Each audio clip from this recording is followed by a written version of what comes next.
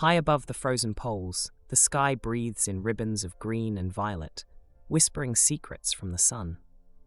These are the auroras, the painted lights of the polar sky, and tonight we will learn their story together. They are older than every cathedral, older than every written word, and they have danced above our planet for as long as Earth has had an atmosphere. Settle in, let your breathing slow, and let the quiet ripples of the night sky carry you gently towards sleep. Welcome to Let's Learn While You Sleep. Tonight, we drift toward the top and bottom of our world, to the quiet, frozen realms where the sky comes alive with color. The aurora borealis in the north, the aurora australis in the south, are among the oldest and most mysterious displays in nature. For thousands of years, they filled humans with awe and fear, inspiring myths of dragons, spirits, and gods walking between the stars. Only in the last century have we begun to understand what they truly are, a delicate conversation between the sun and our planet's magnetic field. Over the next hours, we will travel through that story slowly, gently, with no urgency at all. You do not need to remember anything. You do not need to follow every word. Simply let the science wash over you like a tide, and let the colors of the polar sky guide you softly into sleep.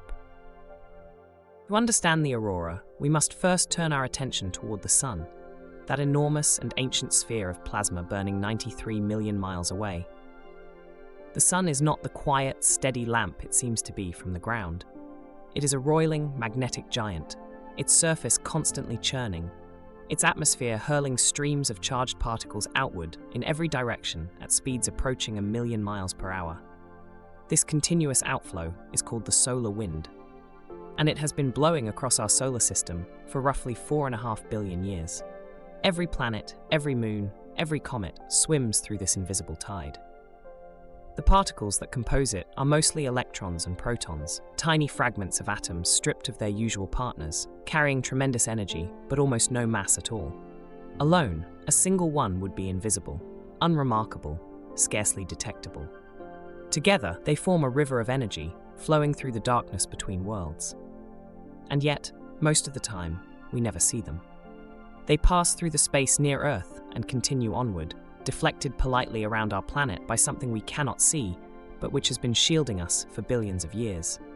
That unseen shield is Earth's magnetic field, generated deep within our molten iron core, reaching far out into space in looping, invisible lines. It is these two partners, the solar wind and the magnetic field, whose quiet, constant dance creates the conditions for the lights we are about to explore. Without the sun, there would be no particles to glow.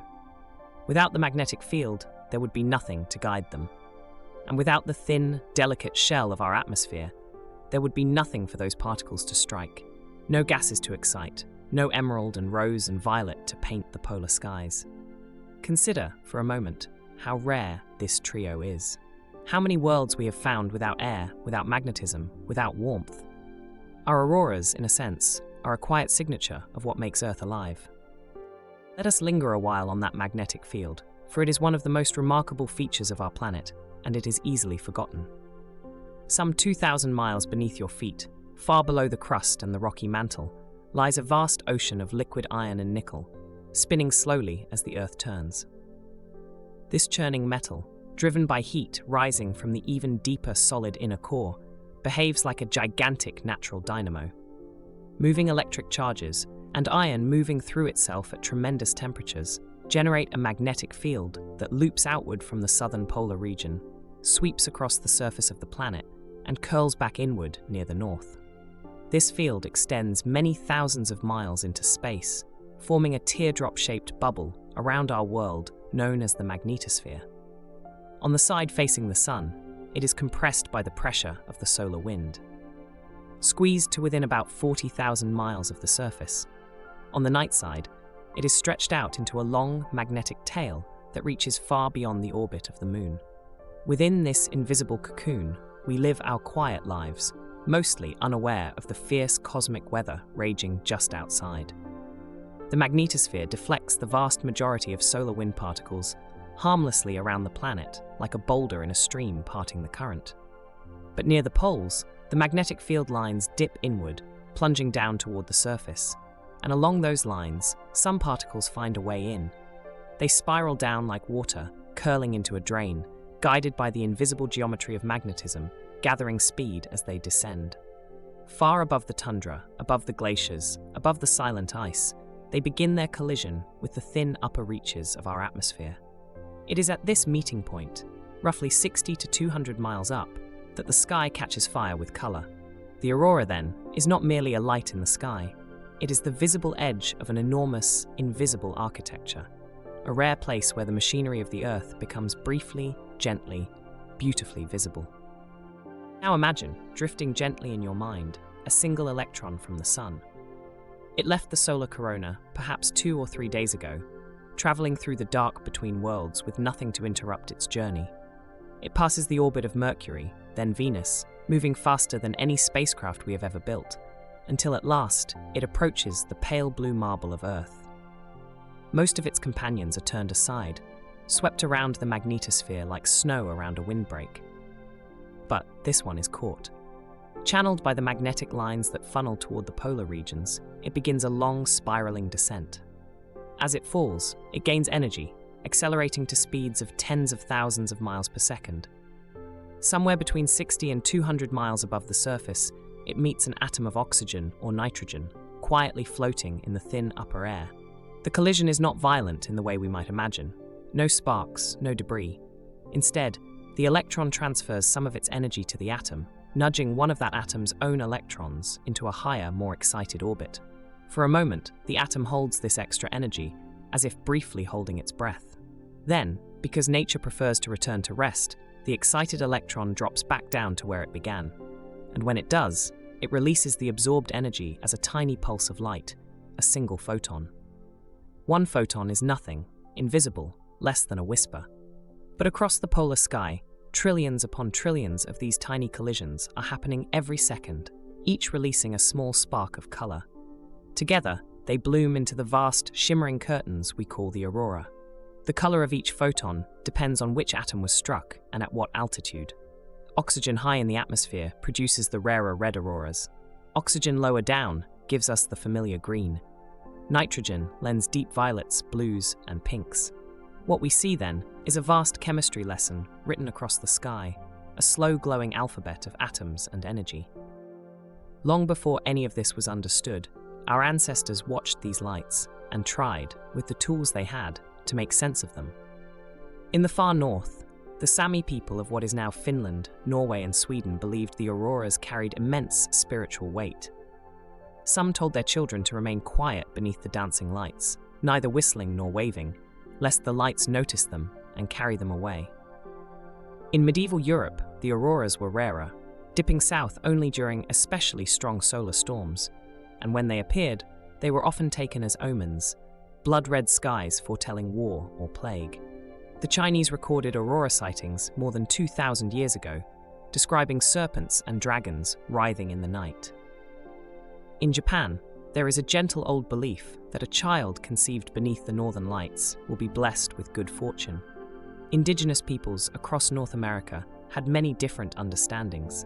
Some Inuit communities described the auroras as the spirits of the dead playing a celestial game, tossing a walrus skull across the sky. The Cree saw them as dancing ancestors. The Menominee of the Western Great Lakes spoke of them as torches carried by friendly giants who fished for us by night. Across the southern hemisphere, the Maori of New Zealand described the aurora australis as the reflected fires of their ancestors, who had voyaged far south and were now signaling home. What all these traditions share is a sense of the aurora as something alive, something communicative, something not quite of this world. Even today, when we know the physics, that feeling has not entirely left us. To stand beneath a great auroral display is still to feel, however briefly, that the sky is aware of you. The rational mind understands it is the sun's particles meeting oxygen 60 miles overhead. And yet some older part of us still looks up and wonders whether the lights are looking back. Perhaps this is part of why the auroras have always felt and still feel sacred. It was not until the 20th century that scientists began to piece together the true story of the aurora, and even now, some of its quieter secrets remain unsolved.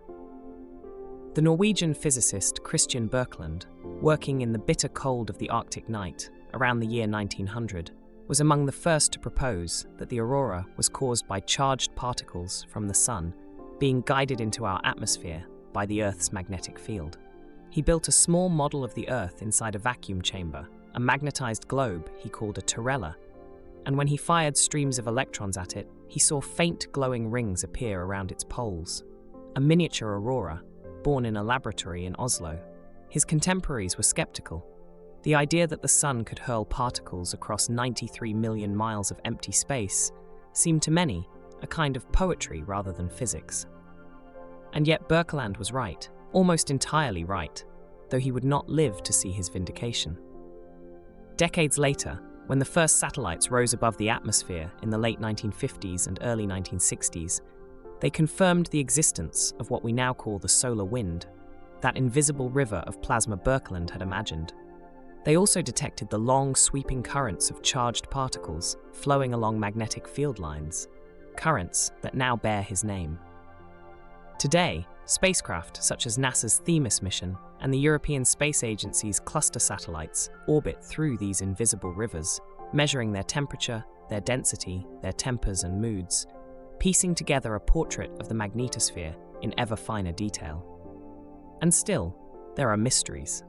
The sudden brightening that marks the onset of a substorm, the moment when a quiet arc of green erupts into vast curtains of dancing light, is not yet fully explained. Somewhere in the tail of the magnetosphere, far behind the Earth, magnetic field lines snap and reconnect, releasing enormous bursts of energy. But exactly how this cascade begins, exactly what triggers the trigger, remains one of the open questions of space physics. A puzzle scientists are still, patiently, gently assembling. Let us turn now softly to the colors themselves, for each hue of the aurora is a small confession from an atom, a whisper about what the sky is made of and how high above us the light is being born. When an energetic electron from the solar wind collides with an oxygen atom high in the atmosphere, the oxygen absorbs a little of that energy, holding it briefly before releasing it again as a particle of light. If this happens at altitudes between roughly 100 and 200 kilometers, the oxygen emits a soft, familiar green, the most common color of the aurora, the shade that paints those vast, rippling curtains we see most often in photographs.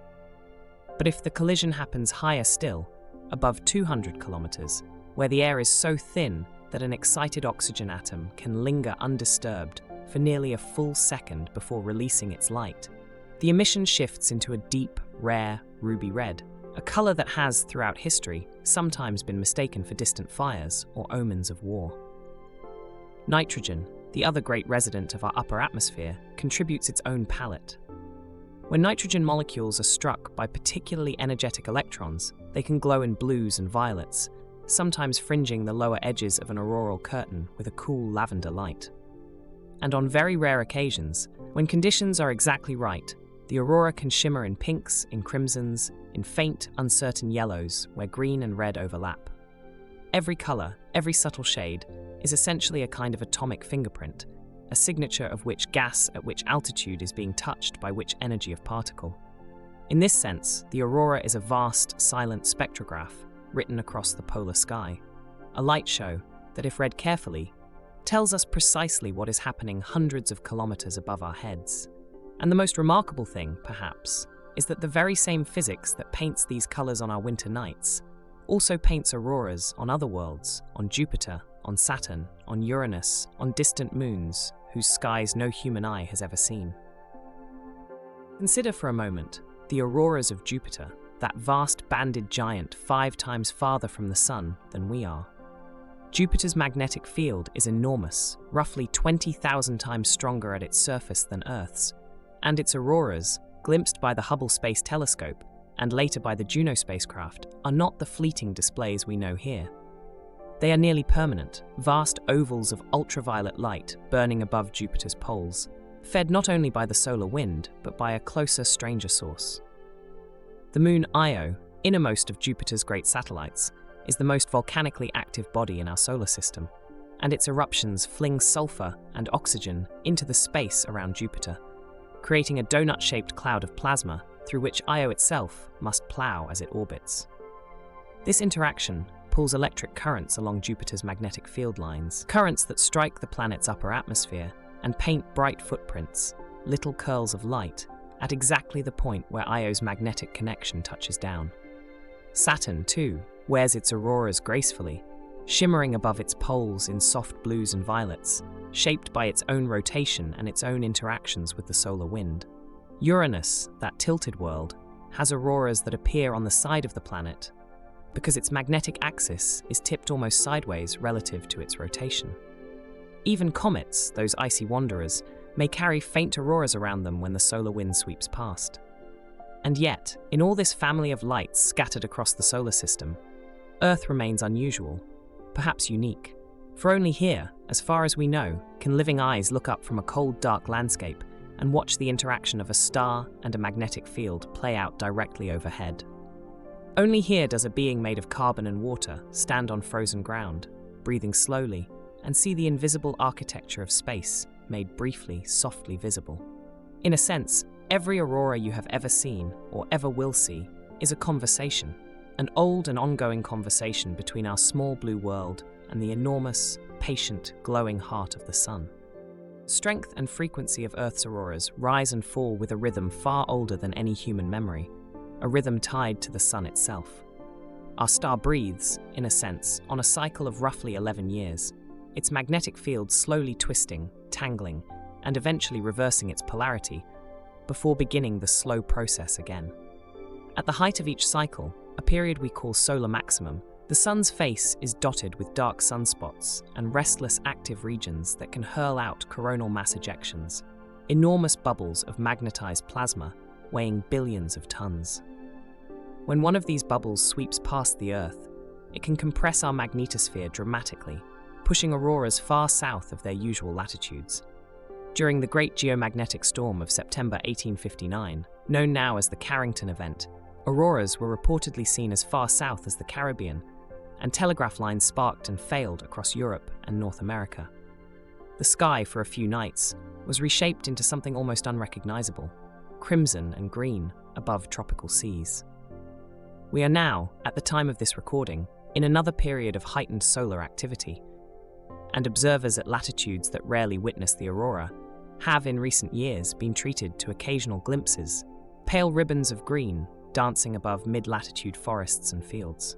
Between these peaks lie the quiet years, solar minimum, when sunspots grow rare and the auroras retreat politely toward the polar circles once again. This gentle pulse, this slow inhalation and exhalation of the sun, has been happening for as long as the sun has existed, and it will continue, in all likelihood, for billions of years yet to come.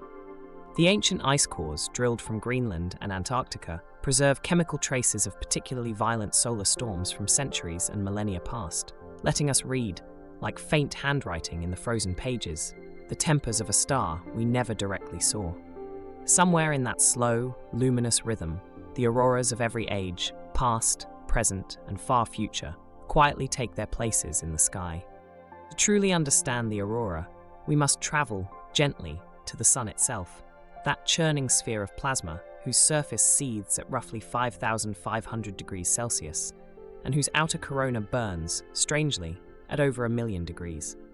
Scientists do not yet fully understand why the corona is so much hotter than the surface beneath it, and this remains one of the great open questions in solar physics.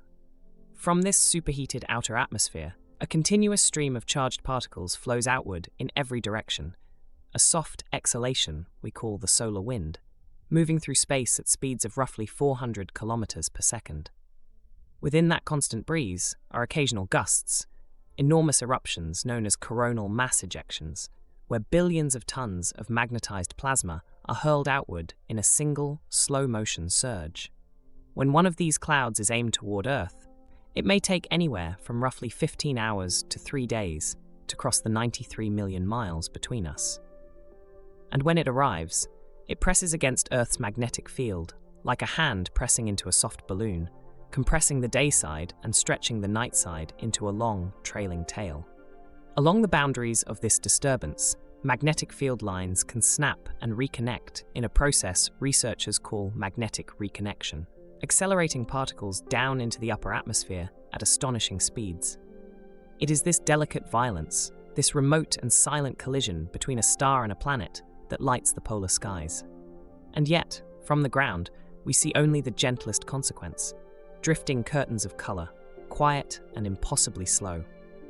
Consider for a moment how far those particles have traveled, across emptiness so vast that light itself takes over 8 minutes to make the crossing. Consider how the sun, unseen during the long polar night, still manages to reach across that distance and paint the sky above you. In every auroral glow, there is a whispered message from a star, softened by magnetic fields filtered through the atmosphere, arriving at last as light that cannot harm you, only hush you. The place where those solar particles finally meet our atmosphere lies remarkably high above the ground, far above the clouds, far above the jetliners, far above the weather we know. Most auroras occur between roughly 100 kilometers and 300 kilometers in altitude, though the tallest, faintest red auroras can extend upward to around 500 or even 600 kilometers. To put that in perspective, the International Space Station orbits at an average altitude of about 400 kilometers, which means that astronauts aboard it sometimes look down, not up, to see the aurora shimmering beneath their feet. Imagine that softly for a moment. A ribbon of green light moving silently below a floating laboratory, curling around the curve of the Earth like a luminous scarf. The region of atmosphere where this happens is called the thermosphere, a strange and tenuous place where the air is so thin that temperature loses much of its ordinary meaning. Individual particles there can carry tremendous energy, yet there are so few of them that you would not feel heat at all. It is, in a sense, a near vacuum, threaded with the faint ghosts of oxygen and nitrogen, waiting patiently for something to excite them. When solar particles cascade down along magnetic field lines and collide with those sparse atoms, they hand over tiny amounts of energy, and the atoms respond by emitting light. This process, called atomic emission, is the same fundamental mechanism at work inside a neon sign or a fluorescent tube, only stretched across hundreds of kilometers of sky. And yet the aurora is not a sign, not a message, not a signal, only a natural consequence of physics, beautiful in its indifference. Somewhere in that thin, cold, electrically alive layer above your head, the universe is quietly demonstrating one of its most elegant trades: a little energy for a little light. And below, on the frozen ground, a small figure in a heavy coat tilts their head back and simply watches, breath rising slowly into the dark. Human beings have been watching these lights for far longer than we have had the science to explain them, and every culture that lived beneath the auroral zone has woven its own quiet story around them. The ancient Sami people of northern Scandinavia, whose homelands stretch across parts of modern Norway, Sweden, Finland, and the Kola Peninsula of Russia, treated the lights with deep respect, and some traditions held that it was unwise to whistle or sing beneath them, lest one be noticed by the sky itself. In parts of Greenland and the North American Arctic, various Inuit communities told stories in which the lights were connected to the spirits of those who had passed, moving and dancing in a realm just beyond the living world, though the specific tales varied greatly from region to region. In medieval Europe, far south of the usual auroral zone, rare red auroras, caused by especially powerful solar storms, were sometimes interpreted as omens, as fire in the sky, as signs of war or plague, since such sights were unfamiliar and alarming to those who had never seen them before. The Chinese astronomical records, which are among the oldest continuous observations in the world, contain entries describing strange coloured lights in the northern sky going back more than 2,000 years, carefully noted alongside comets and eclipses.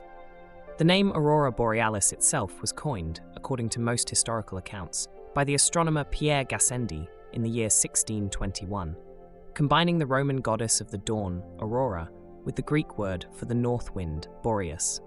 The southern counterpart, aurora australis, takes its name from the Latin word for southern. And so, across continents and centuries, beneath these same slow ribbons of colour, countless people have stood in the cold and looked upward, and tried, in their own words, in their own languages, in their own frameworks of meaning, to describe what they saw. The lights, indifferent and patient, kept shining anyway, waiting for us to grow curious enough to ask what they truly were.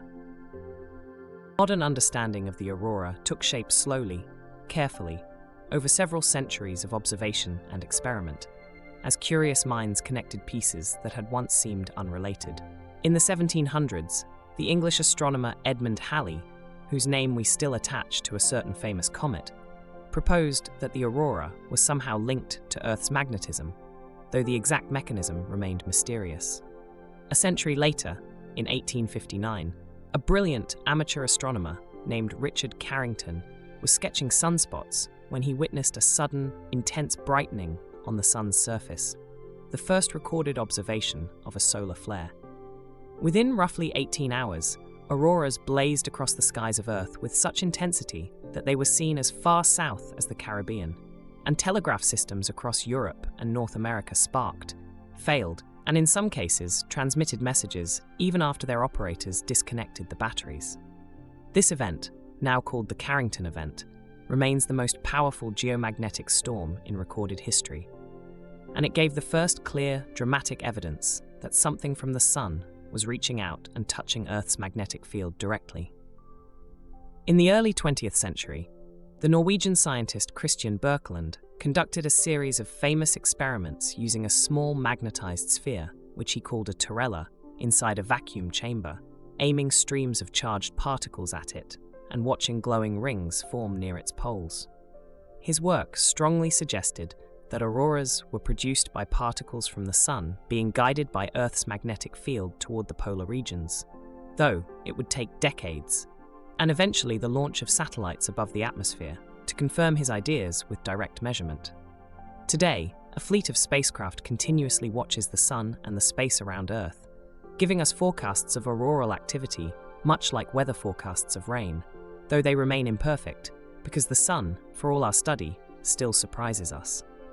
And in that uncertainty lies a quiet comfort.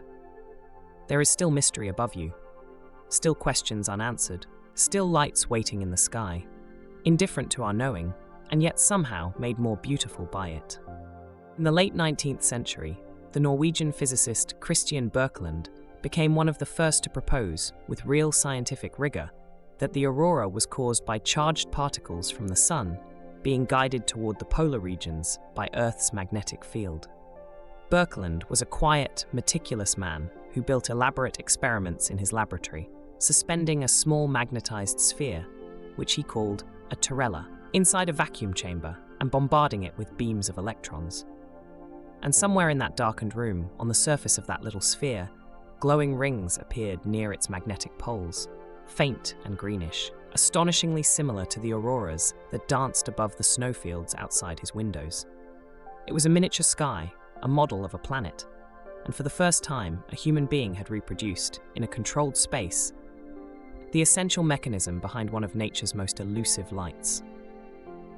Birkeland's ideas were not immediately embraced. Many scientists of his era doubted that particles could travel through the near vacuum of space at all, and his theories remained contested for decades after his death in 1917. And yet, slowly, as rockets and then satellites began to reach above the atmosphere, his intuition was confirmed again and again. The streams of charged particles he had imagined were real. The invisible field lines he had sketched in his notebooks truly existed, threading outward from the polar regions into space. What we now call Birkeland currents, the vast electrical flows that connect the magnetosphere to the ionosphere, carry his name into modern physics as a quiet tribute. Consider for a moment how much of science works this way, not in sudden revelations, but in patient accumulations. One careful experiment, one thoughtful observation, one stubborn hypothesis surviving across generations until the instruments finally catch up to the idea. Birkeland did not live to see satellites measure the solar wind directly.